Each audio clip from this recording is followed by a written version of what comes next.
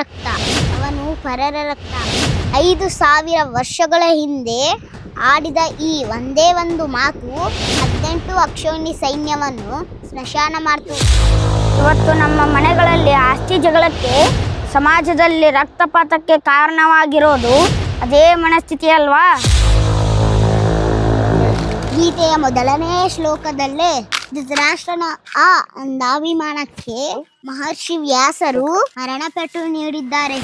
ಇವತ್ತಿನ ಪ್ರತಿಯೊಬ್ಬ ವಯಸ್ಕನ ಅಹಂಕಾರವನ್ನ ಪ್ರಶ್ನೆ ಮಾಡೋ ಆ ಕಠಿಣ ಸತ್ಯ ಏನು ಗೊತ್ತಾ?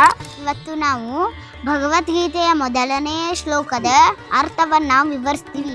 ಈ ವಿಡಿಯೋನ ಪೂರ್ತಿ ನೋಡಿ, ದಯವಿಟ್ಟು ಎಲ್ಲಿ ಸ್ಕಿಪ್ ಮಾಡಬೇಡಿ, ಲೈಕ್ ಮಾಡಿ ಹಾಗೂ ಸಬ್ಸ್ಕ್ರೈಬ್ ಮಾಡಿ. ತಂಗಿ, ಮೊದಲನೆಯ ಶ್ಲೋಕ ಇಬ್ರು ಕೂಡಿ ಹೇಳೋಣವಾ? ಆಯ್ತಣ್ಣ. ಧರ್ಮಕ್ಷೇತ್ರೇ ಕುರುಕ್ಷೇತ್ರೇ ಸಮವೇತಾಯುಯುತ್ಸವಃ ಪಾಂಡವಾಶ್ಚೈವ ಕಿಮಕುರ್ವತ ಸಂಜಯ. ಸ್ವರೂಪಿಣಿ, ಧೃತರಾಷ್ಟ್ರ ಸಂಧ್ಯನಲ್ಲಿ ಕೇಳಿದ ಈ ಪ್ರಶ್ನೆಯಲ್ಲಿದ್ದ ದುರ್ಬುದ್ಧಿ ಏನು?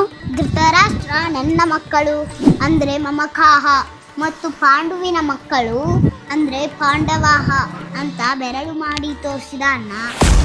ಅಂದ್ರೆ ಆತನಿಗೆ ಕಣ್ಣು ಮಾತ್ರ ಅಲ್ಲ, ಆತ್ಮವೂ ಕುರುಡಾಗಿತ್ತು ಅಲ್ವಾ? ಹೌದು, ಸ್ವಂತ ಅಣ್ಣ ತಮ್ಮಂದಿರ ಮಕ್ಕಳೇ ನನ್ನವರು ಪರರರು ಅಂತ ಒಡೆದಿದ್ದೆ ಮಹಾಭಾರತ ವಿನಾಶಕ್ಕೆ ಕಾರಣವಾಯಿತು. ಸ್ವರೂಪಿಣಿ, ಯುದ್ಧದ ಭೂಮಿಗೆ ಕುರುಕ್ಷೇತ್ರ ಅಂತ ಯಾಕೆ ಅಂದ್ರು? ಅದು ಪವಿತ್ರ ತಪೋಭೂಮಿ. ಸಾವು ಎದುರಾದರೂ ಧರ್ಮದ ಗೆಲುವಿಗಾಗಿ ಯುದ್ಧ ಮಾಡಲು ಆ ಭೂಮಿಯನ್ನ ಆರಿಸಿಕೊಂಡ್ರು. ಗೀತೆಯ ಮೊದಲನೆಯ ಮಾತು ಧರ್ಮ, ಕೊನೆಯ ಮಾತು ಮಮ. ಇದರ ಅರ್ಥ ಏನು?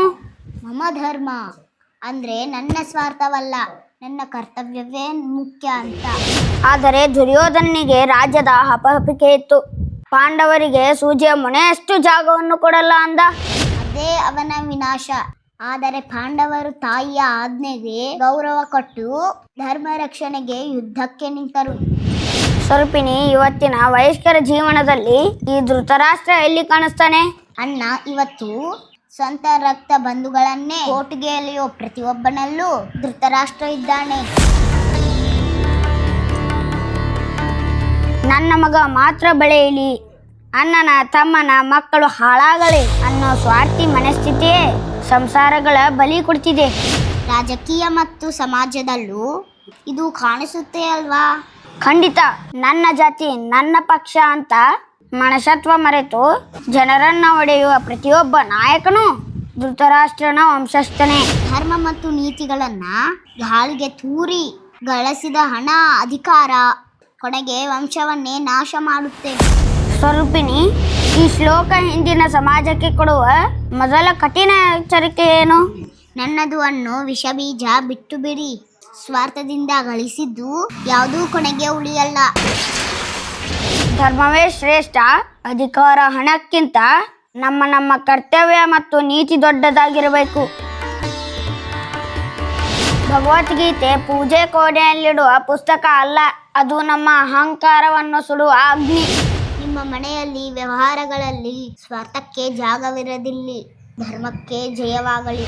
ಕೃಷ್ಣನ ಈ ಸಂದೇಶವನ್ನ ಎಲ್ಲರಿಗೂ ಶೇರ್ ಮಾಡಿ. ಈ ವಿಡಿಯೋ ಇಷ್ಟ ಆಗಿದ್ರೆ ಲೈಕ್ ಮಾಡಿ ಮತ್ತು ಸಬ್ಸ್ಕ್ರೈಬ್ ಮಾಡೋದನ್ನ ಮರಿಬೇಡಿ. ಮುಂದಿನ ಶ್ಲೋಕದ ಮಹಾ ಸತ್ಯದೊಂದಿಗೆ ಭೇಟಿಯಾಗೋಣ. ಜೈ ಶ್ರೀ ಕೃಷ್ಣ. ಧನ್ಯವಾದಗಳು.